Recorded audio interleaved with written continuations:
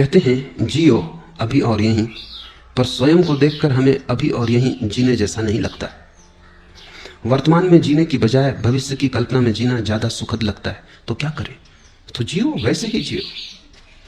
अनुभव बताएगा कि जो सुखद लगता था वो सुखद था नहीं।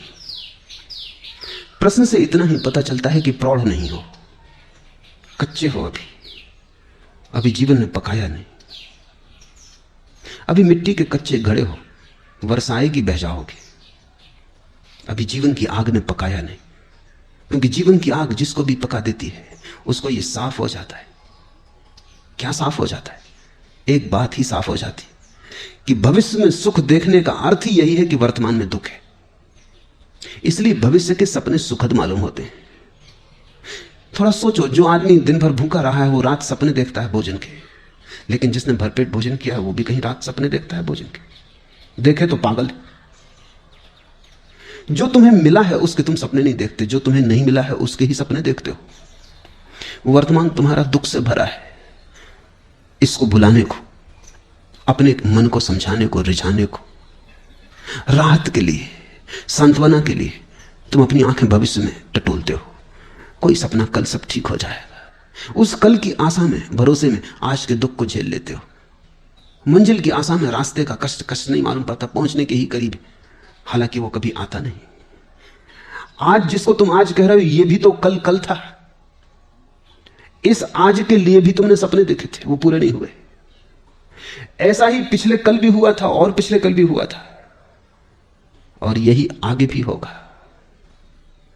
अगर तुम्हारा आज सुखपूर्ण नहीं है तो दुखपूर्ण आज से सुखपूर्ण कल कैसे निकलेगा? थोड़ा सोचो। आज कहीं आकाश से थोड़ी आया है, तुम्हारे भीतर से आया है। तुम्हारा आज अलग है, मेरा आज अलग है।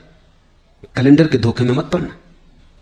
कैलेंडर पर तो तुम्हारा भी आज वही नाम रखता है, मेरा आज भी वही नाम रखता है, लेकिन यहां तुम जितने लोग बैठे हो इतने ही आज है। पूरी पृथ्वी पर जितने लोग हैं इतने आज है, और अगर तुम पशु पक्षियों और पौधों को भी गिनो तो उतनी ही संख्या है।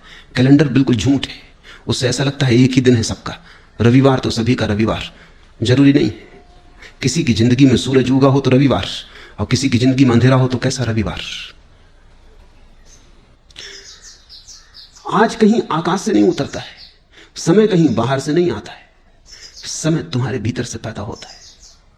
तुम ही आज को जीकर कल को पैदा करोगे। तुम्हारे ही गर्भ में निर्मित होता है कल।